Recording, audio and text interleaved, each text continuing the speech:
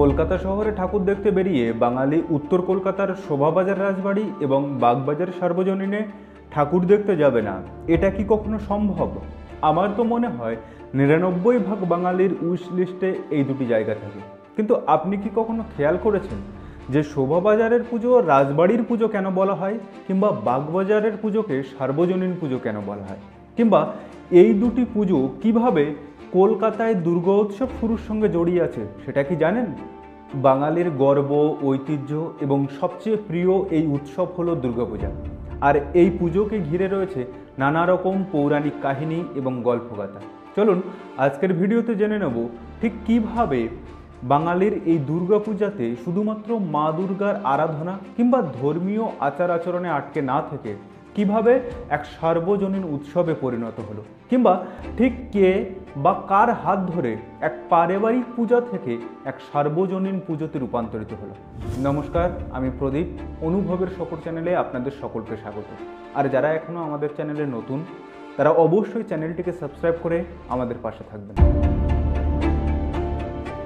গোটা বাঙালি জাতি যে উৎসবের জন্য সারা বছর তীর্থের কাকের মতো অধীর আগ্রহে অপেক্ষা করে থাকে, সেই উৎসবের শুরু ঠিক কবে থেকে সেটা নিয়ে নানা মুনির নানা মত আছে। তবে লিখিত ইতিহাস অনুসারে জানা যায় যে ১৬০১ সাল নাগাদ পশ্চিমবঙ্গের নদিয়া জেলাতেই সর্বপ্রথম দুর্গাপুজো শুরু হয়। আর এই দুর্গাপুজো শুরু করেন রাজা কৃষ্ণচন্দ্রের পূর্বপুরুষ ভবানন্দ। যদিও এই কৃষ্ণচন্দ্রের হাত ধরেই পরবর্তীতে এই বঙ্গদেশে এই দুর্গাপূজার শ্রীবৃদ্ধি বা কলেবরে বৃদ্ধি ঘটে। আবার লোককথা অনুসারে কথিত আছে যে ১৫০০ সাল নাগাদ মালদহ দিনাজপুরের মহারাজা দেবীর স্বপ্নাদেশ পাওয়ার পর সর্বপ্রথম এই পূজা শুরু করেন। শোনা যায় এখানকার দেবীর চোখ গোলাকার এবং দেবীর বাহন সাদা বাঘ ও সবুজ সিংহ। আবার বলা হয় যে নদিয়ার তাহিরপুরের রাজা কংস নারায়ণ সর্বপ্রথম বঙ্গদেশে দুর্গাপূজা শুরু করেন। একেবারে শুরুর দিকে, মানে যখন বঙ্গদেশে প্রথম দুর্গাপূজার প্রচলন শুরু হয়, সেই সময়ে এই দুর্গাপূজা মূলত একটি পারিবারিক আচার ছিল। অনেকটা যেমন এখন প্রত্যেক বাঙালি হিন্দু পরিবারে লক্ষ্মী পুজো ও কালী পূজার চল আছে, ঠিক সেই রকমভাবে সেই সময়ে এই দুর্গাপূজা হতো।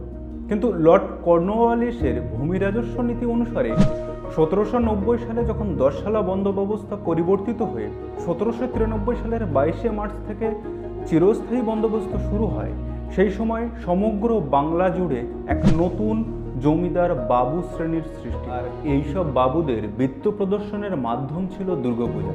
কিন্তু কথায় আছে, চিরকাল কাহারও সমান নাহি যায়, কিংবা মানুষের দশ দশা কখন কিভাবে পাল্টে যাবে সেটা বলা মুশকিল। তো এরকম হুগলির গুপ্তিপাড়া অঞ্চলের এক বিত্তবান বাবুর আর্থিক অবস্থা যখন বেহাল হয়ে যায়, তখন তার বাড়ির বিন্দুবাসিনী দুর্গাপুজো বন্ধ হওয়ার উপক্রম হয়েছিল। সেই সময় তখন পাড়ার ১২ জন ছেলে মিলে চাঁদা তুলে সেই পুজোর আয়োজন করে।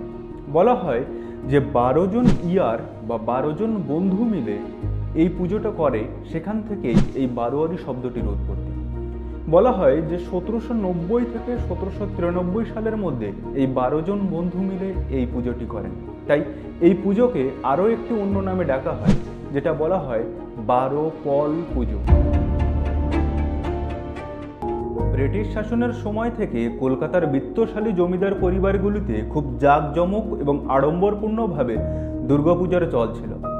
কলকাতায় সর্বপ্রথম ১৮৩২ সালে কাশিমবাজারের রাজা হরিনাথ কলকাতায় সর্বপ্রথম দুর্গাপূজার প্রচলন শুরু করেন। ১৮২৪ থেকে ১৮৩১ পর্যন্ত রাজা হরিনাথের এই পুজো তার পৈতৃক ভিটে মুর্শিদাবাদে হতো। পরবর্তীতে তিনি ১৮৩২ সালে এই পুজোকে কলকাতায় স্থানান্তরিত করেন। আবার শোভাবাজার রাজবাড়ির রাজা নবকৃষ্ণদেবের পূজায় আলাদাই জৌলুস ছিল, কারণ সেই সময় তিনি ইংরেজ সাহেবদেরকে এই পুজোতে আমন্ত্রণ জানাতেন এবং তার জন্য বিপুল পরিমাণে খরচ করতেন। শোনা যায় যে একবার নাকি তিনি রবার্ট ক্লাইভকেও আমন্ত্রণ জানান এবং তাকে বসানোর জন্য এমনকি সোনার সোফা পর্যন্ত তৈরি করেন। বাংলার প্রথম বারোয়ারি বা সার্বজনীন দুর্গাপূজা গুপ্তিপাড়াতে শুরু হলেও কলকাতায় বারোয়ারি দুর্গাপূজার প্রচলন শুরু হয় আরও অনেক পরে।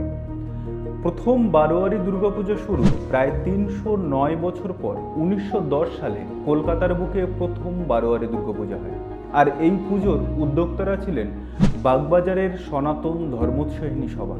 এরপর ধীরে ধীরে গোটা কলকাতা শহর জুড়ে বারোয়ারি পূজার রমরমা শুরু হয়।